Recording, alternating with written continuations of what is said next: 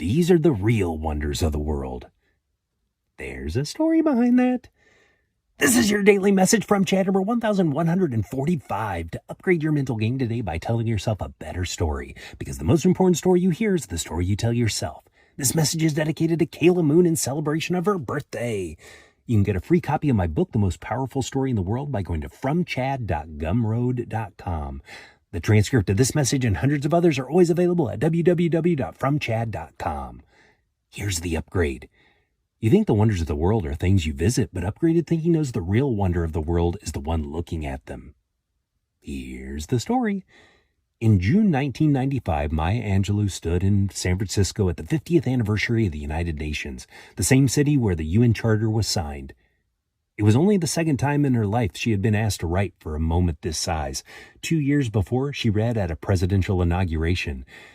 She wrote a new poem for the occasion titled A Brave and Startling Truth, and in it she calls Earth small and lonely, drifting through space past stars that don't notice us, a speck of dust, adrift among indifferent suns. That description didn't come out of nowhere. It came from 50 years of humanity slowly learning just how small we actually are. It started October 24th, 1946, when scientists strapped a movie camera into the nose of a captured German V-2 rocket in the New Mexico desert. It climbed 65 miles up, snapped a frame every second and a half, and then slammed back into the sand. The camera was destroyed, but the film survived, and for the first time, humans saw the curve of their own planet. It would be another 20 years in 1967 before a satellite camera would capture the first full photograph of the whole Earth, hanging complete and round against black space. A year later, during the Apollo 8 mission, 3 astronauts were circling the moon on Christmas Eve 1968 with cameras pointed at craters, when the capsule rolled and Earth rose over the horizon, blue and alone. In 1972, Apollo 17 turned the camera back one last time on the way to the moon and caught the whole lit Earth in a single frame. Still the most reproduced photograph ever taken. Then on Valentine's Day 1990, Voyager 1 was 3.7 billion miles out, beyond Neptune, done photographing planets. NASA was about to power down the cameras to conserve energy as Voyager headed out of our solar system.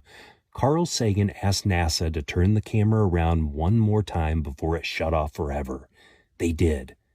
The Earth showed up as a single pixel of light caught inside a stray sunbeam. Sagan spent the next 4 years writing about that little pixel in his book, Pale Blue Dot. Everyone who ever lived, he said, lived their whole life on that dot.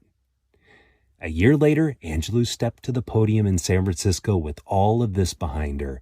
The grainy rocket photo, the full disk, the Earthrise, the blue marble, the pale dot.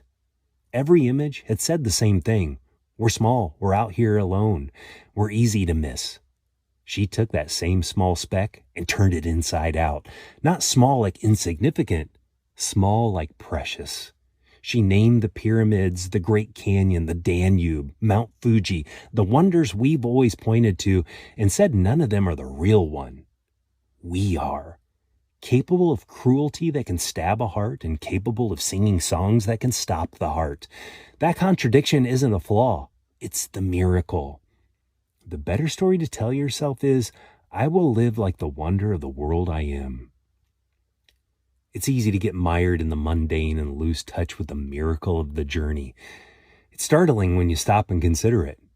50 years of cameras pointed at Earth, and it took a poet to tell us what we were actually looking at. I read this poem back in episode 387 titled More That Unites, if you'd like to hear the poem. It stuck with me then, it still does. Tell me a story of wonder of humanity to fromchadsmith@gmail.com. Send someone a text and tell them, you're a wonder of the world.